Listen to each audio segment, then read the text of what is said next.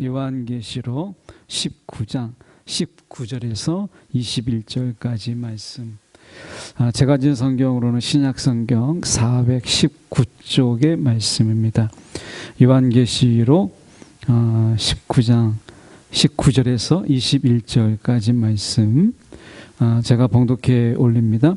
또 내가 보매 그 짐승과 땅의 임금들과 그들의 군대들이 모여 그 말 탄 자와 그의 군대와 더불어 전쟁을 일으키다가 짐승이 잡히고 그 앞에 표적을 행하던 거짓 선지자도 함께 잡혔으니 이는 짐승의 표를 받고 그의 우상에게 경배하던 자들을 표적으로 미혹하던 자라. 이 둘이 산채로 유황불 붙는 못에 던져지고 그 나머지는 말탄 자의 입으로부터 나오는 검의 죽음의 모든 새가 그들의 살로 배불리더라. 아멘.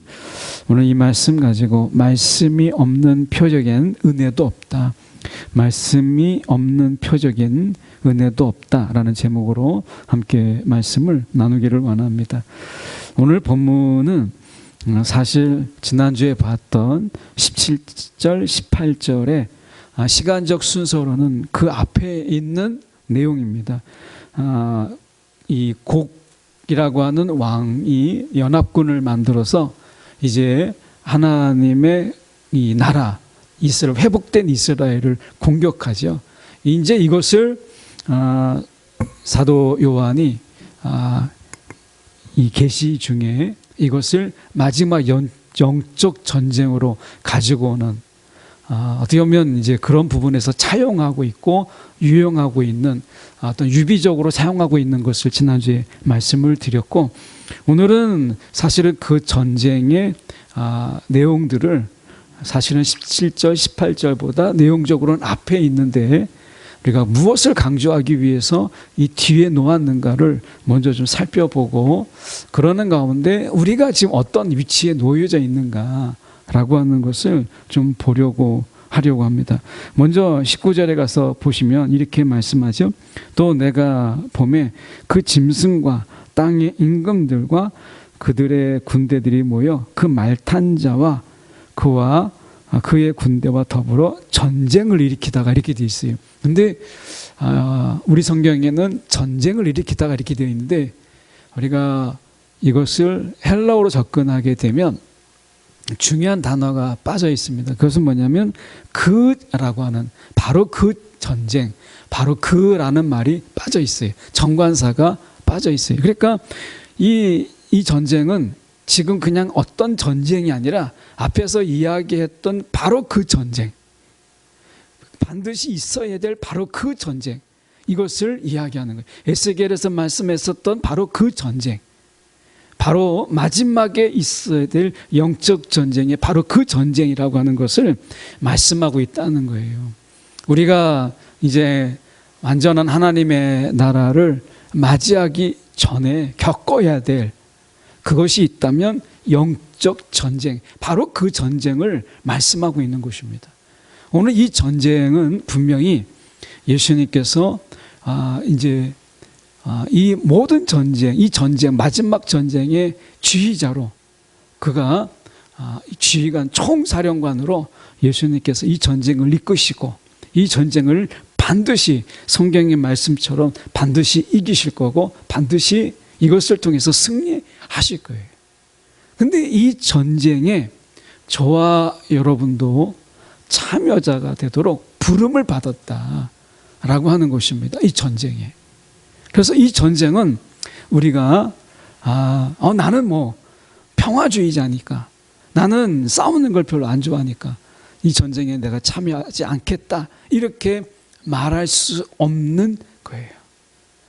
우리가 그리스도인이라고 하면 평화를 사랑하고 이런 전쟁을 우리가 원치 않는 것이 어쩌면 당연할지 모르지만, 이 전쟁은 오히려 평화를 외치는 그리스도인들에게 더 많은 공격과 그리고 더 많은 미혹과 유혹이 있는 그런 전쟁이기 때문에 결국에는 최고의 방어는 공격이라고 하는 그런 가운데서 우리는 다 이 전쟁에 부름을 받은 그런 자들이에요.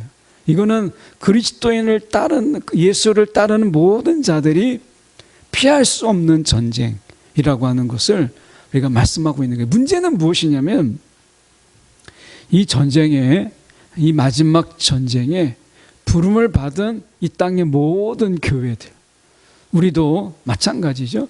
이 전쟁에 부름 받은 우리가 나는 평화주의자니까 이 전쟁에 참여하지 않고 있다라고 하는 것이죠.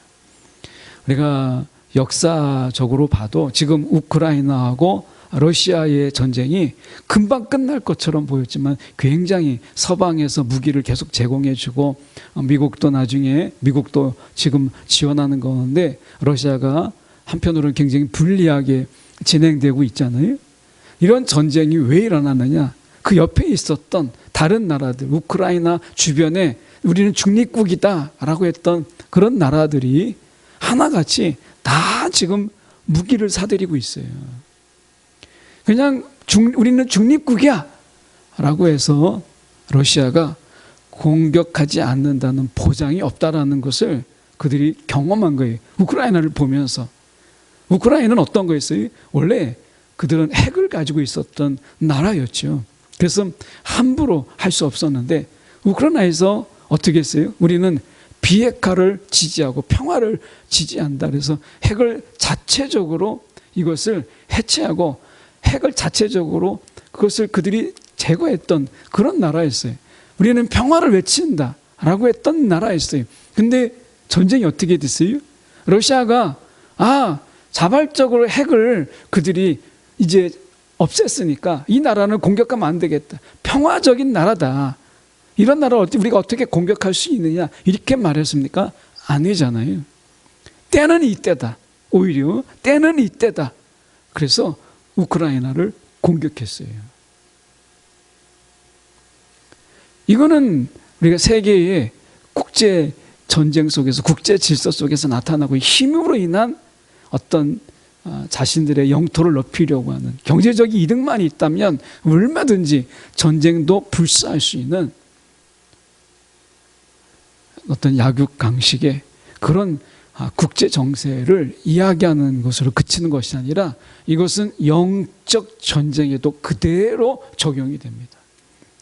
우리는 예수님을 따르긴 따르지만 우리는 평화를 원해. 그렇다고 해서 사단이 우리를 다 가만두느냐? 그렇지 않습니다. 우리를 약하게 보고 그리스도의 사령관이 우리를 부르시고 총동원해서 이 마지막 전쟁을 우리가 행하도록 부르셨는데 이것에 순종하지 아니하고 나는 평화주의자만 외치고 있는 그런 교회들을 오히려 더 무참하게 다 잔인하게 짓밟는 것이 이 영적 전쟁의 실체예요. 그래서 우리는 그리스도를 따라가는, 예수를 따르는 모든 자들이 이 영적 전쟁에 이미 가담하고 있는 것이고 이미 우리에겐 참여하고 있는 것이고, 그리고 이 전쟁은 반드시 우리가 싸워야 될 전쟁이라고 하는 것이에요. 이 전쟁에서 가장 중요한 것은 말씀과 기도예요. 기도. 이 기도라고 하는 것이야말로 우리가 성경에서 보면 우리가 이 성령의 검, 말씀과 기도로 우리가 무장된 그런 가운데 이 영적 전쟁을 우리가 헤쳐나가야 되는 거예요.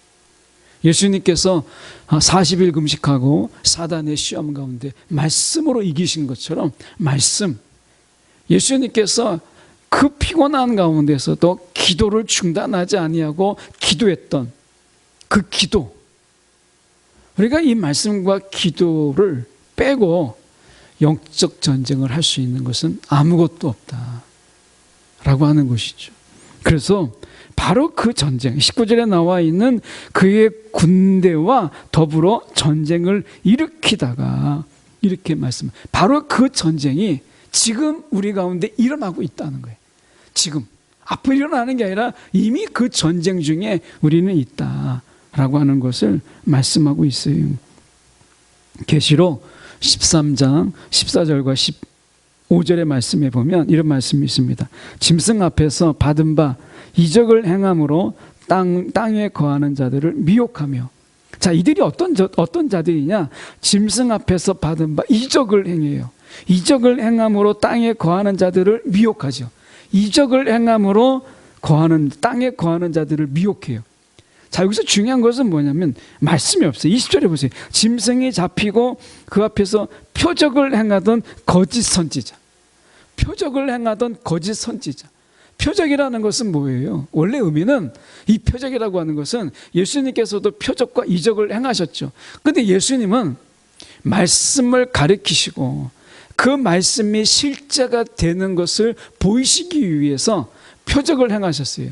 그러니까 말씀을 가리키면서 이 말씀이 우리 가운데 이런 엄청난 어떤 힘을, 이 엄청난 능력이 이 말씀 속에 있다. 말씀은 그대로 되어진다라고 하는 것을 보이기 위해서, 말씀이 실제다라고 하는 것을 보이기 위해서 표적을 행하셨어요. 그런데 거짓 선지자나 이런 사단은 표적은 행하는데 뭐가 없냐? 말씀이 없어요. 그래서 보세요. 20절에 그들이 행하는 걸 보세요. 그 앞에서 표적을 행하던 거짓 선지자. 표적은 있는데 말씀이 없어요. 이것은 계시록 13장 14절에도 똑같아요. 짐승 앞에서 받은 바 이적을 행함으로, 이적, 말씀이 없는 이적을 행함으로 땅에 거하는 자들을 미혹했다라고 이야기합니다. 아, 표적이면 됐고 내 병이 나으면 됐지, 뭐 말씀이 뭐 중요하냐, 이렇게 우리가 생각할 수 있어요. 그런데 우리가 이 마지막 때는요, 표적과 이적은 있지만 말씀이 없는, 기적은 있지만 말씀이 없는, 여러분, 이런 거짓들이 많아진다라고 이야기해요. 그래서 표적이 중요한 게 아니라 이 말씀이 있느냐, 말씀이 있는 표적이 중요한 겁니다. 이거는 따로 뗄 수가 없어요.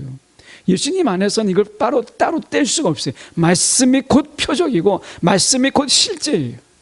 표적을 위해서 표적을 행하는, 표적을 위해서 표적을 행하고 이적을 위해서 이적을 행하시는 것이 아니라, 예수님께서는 말씀을 위해서 표적을 행하셨고 말씀이 실제임을 보이기 위해서 이적을 행하셨어요. 예수님께서 드러내시고자 하셨던 것은 말씀이었어요. 그런데 오늘 20절에 이 거짓 선지자는 표적을 위한 표적, 이적을 위한 이적을 행했던 것이죠. 말씀이 없었습니다. 이 말씀이 없어요. 제가 이제 어제 수요회 마치고 이렇게 이 처가에 장인어른께서 이제 병원에 심장 질환으로 인해서 이제 병원에 모시고 가야 돼서 날씨가 춥고 해서 잠깐 지방에 이제 내려갔다 왔는데, 이제 모시고 식사 후에 카페를 갔어요, 옆에. 근데 마침 카페가 굉장히 가까이 있더라고요. 근데 카페가 우리가 생각하는 이런 도시의 카페하고 좀 분위기가 달라요. 난로도 있고 굉장히 시골틱한, 이런 뒤에 위에 무드등이 뭐냐면 이 농촌에서 쓰는 수레, 외바퀴 수레, 이것에다가 등을 달아서 천장에 그런 수레가 달려있고, 양동이에 구멍을 뚫어서 양동이에 등을 달아가지고 그 양동이가 천장에 달려있어요. 그러니까 굉장히 농부적이면서 뭐 이렇게 농촌적인 그런 카페예요. 근데 차 마시고 있는데 그 주인이 젊은 사장인데 그분이 마술쇼를 하더라고요. 마술쇼. 그래가지고 뭐 카드쇼부터 시작해서 여러 가지 마술쇼를 해서 한 30분 이상 한 것 같아요. 그 카페에서 마술쇼를 갑자기 해가지고 저희가 볼거리가 생기고, 또 장인어른도 굉장히 막 흡족하게 그랬어요. 그런데 지금 이 마술은 실제가 아니잖아요. 실제가. 제가 옆에서 바로 봤는데도, 옆에서 보는데도 모르겠더라고요. 옆에서 정말 마술을 행하는 것은 제가 제일 지금까지 살면서 가장 지근거리에서 본 마술들이거든요. 근데 봐도 잘 모르겠어요. 막 봐도 속아요. 이게 표적이고 이적이에요. 이 사단은 이 표적과 이적이 실제가 아니라 속임이에요. 속임. 왜냐하면 이것은 그들이 뭐라고 얘기했냐면 거짓 선지자라고 얘기하죠. 그러니까 우리가 볼 때는 표적이고 그것이 이적이지만 그들은 거짓입니다. 속이는 거예요. 속이는 것. 근데 말씀의 표적은 그게 실제인 거예요. 이게 거짓 선지자의 표적과 말씀의 표적, 예수님의 표적과의 차이예요. 예수님의 표적은 그게 실상이고 실제예요. 그런데 거짓 선지자는 속이고 그게 자체가 미혹이고 거짓이에요. 말씀이 없기 때문에 실제가 될 수가 없는 거예요. 마술은 그의 손놀림으로 인해서 내가 속는 거지, 그리고 우리를 속이는 거죠. 즐거운 속임을 당하는 것, 이게 마술이잖아요. 여러분, 거짓 선지자는 실제를 일으키지 못합니다. 실제를 일으키지 못해요. 속이는 거예요. 거짓이에요. 그래서 그들의 표적은 거짓이고 속임에 불과한 것입니다. 여러분, 우리가 속아서는 안 돼요. 말씀이 없는 표적에 야, 그냥 저게 병이 나았다, 사람이 일어났다, 여러분 속지 마세요. 말씀이 없는 어떤 표적도, 말씀이 없는 어떤 이적도 실제는 아닙니다. 예수님께서는 그렇게 행하지 않으셨어요. 그래서요, 여러분, 이 땅에서 우리가 이 영적 전쟁에 다 부름받은 자로 우리는 참여자가 되어야 돼요. 말씀해 보면 이렇게 말씀하잖아요. 20절 중반절에 보시면 짐승의 표를 받고 그의 우상에게 경배하던 자들을 표적으로 미혹하던 자라. 중간은 없어요. 짐승의 표를 받고 그의 우상에게 경배하던 자. 이들을 어떻게 그렇게 했어요? 표적으로 미혹했기 때문에. 표적으로 미혹당함으로 인해서, 여러분, 세상에서 가장 이 표적, 거짓된 표적이 뭐예요? 이렇게 하면 돈을 벌고 저렇게 하면 부자가 될 수 있다라고 하는 것만큼 여러분, 우리를 미혹하는 세상 최고의 거짓 표적이 또 있습니까? 넘쳐나죠.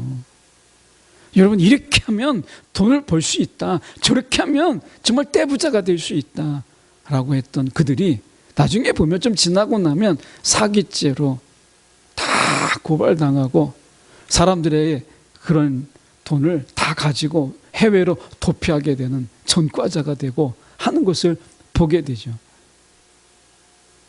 한 500만 원을 맡기고 다달이 막 100만 원씩 이자가 들어온다는 게 상식적으로 맞아요?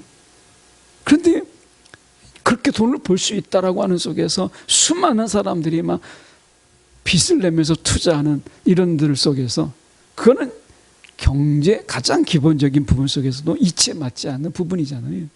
그런데도 불구하고 미혹하는 거예요.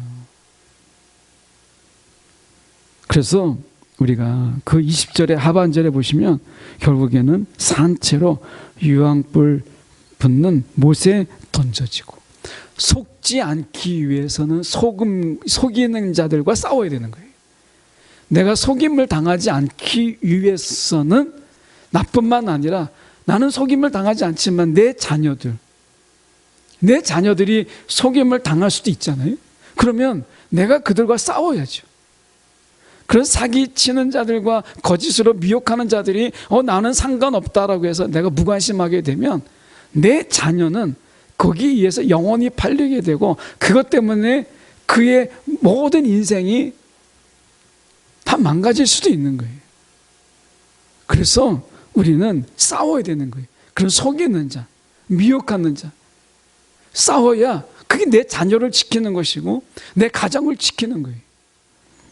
21절에 보십시오. 21절에 보면 그 나머지는 말탄 자의 입으로부터 나오는 검의 죽음에, 이렇게 돼 있어요. 이 검이라고 하는 것은 이 하나님의 이 고발적인 성격을 그대로 담고 있는데, 이 사망을 명하시는 것이죠. 이 마태복음 25장 41절에 보면 또 왼편에 있는 자들에게 이르시되 저주를 받은 자들아 나를 떠나 마귀와 그 사자들을 위하여 예비된 영원한 불에 들어가라. 이렇게 말씀하세요. 영원한 불에 들어가라 라고 말씀합니다. 오늘 이 전쟁이라고 하는 이 전쟁은 오늘 주님께서 우리를 같이 우리와 함께 하자. 함께 우리가 이 싸움을 하자라고 우리를 부르신 거예요. 어떻게 생각해 보면 이들의 거짓과 그리고 잘못된 속임의 표적들 속에서 많은 지금도 그리스도인들이 이단, 우리가 보십시오. 이단에 빠지고 사이비에 빠지게 되고, 그래서 정말 잘 믿고 있는데도 불구하고 거기를 떠나서 진리를 떠나고 주님을 떠나서 우리가 거짓된 곳으로 나아가는 많은 영혼들이 있어요. 특히 우리가 한국교회 이런 보고서를 보면 이 코로나 3년 동안에 그런 분들이 많다는 거예요. 놀랍게도 교회가 모이지 못하는 그런 순간 가운데서 그렇게 이단과 또 어떻게 보면 우리가 사이비에 넘어가서 그 영혼을 파는 그런 사이비에 속은 많은 일들이 한국에 있었다라고 하는 것이, 우리가 구체적인 데이터나 수치는 제가 뭐 그것을 다 메모해 온 게 아니지만 이미 그것이 다 드러나고 있는 것을 보게 됩니다. 제가 한 번은 여기 이 중계동에 일이 있어서 한 번은 갔는데, 거기에 보면 우리가 신천지 뭐 이렇게 있잖아요. 거기에 구체적으로 뭐 이야기할 건 그렇지만 거기에 와 있잖아요. 여러분, 거기에 막 사람들이 우르르 막 나오면서 너무 자연스럽게 지금은 대놓고 복장도 통일해서 우리가 하는 것을 보게 됩니다. 옛날에는 뭐 성경 무료 성경 공부해서 은밀하게 했다면 지금은 어느보다도 뭐 정말 공개적으로 하는 것을 보게 돼요. 아니, 나는 뭐 신천지와 상관없으니까.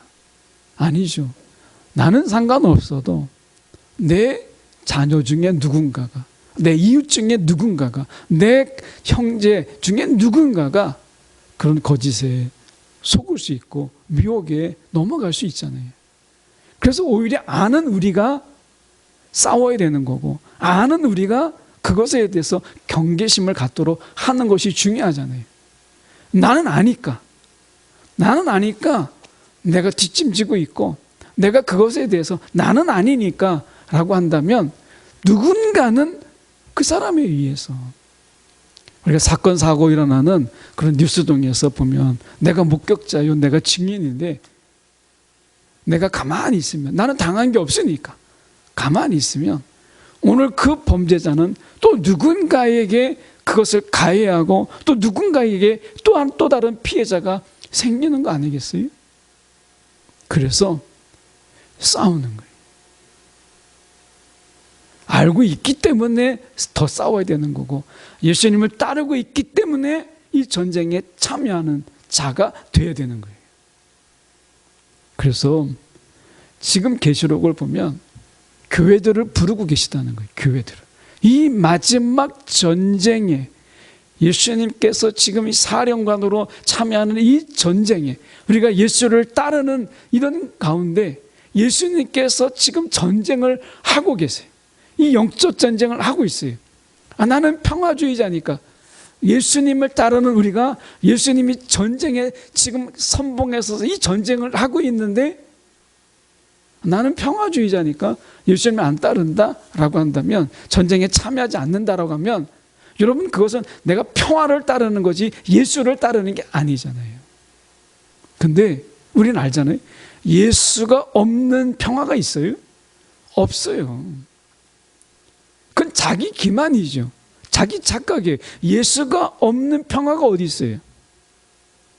예수님께서 이 땅에 평화를 주시기 위해서 화목제물로 오셨잖아요. 예수님이 없는 평화는 없어요. 근데 그 예수님이 전쟁을 하고 있는데 나는 평화주의자니까 그 전쟁에 참여하지 않는다면 예수를 따르는 게 아니라 거짓 평화를 따르고 있는 또 다른 우상을 내가 섬기고 있는 것이죠. 착각입니다.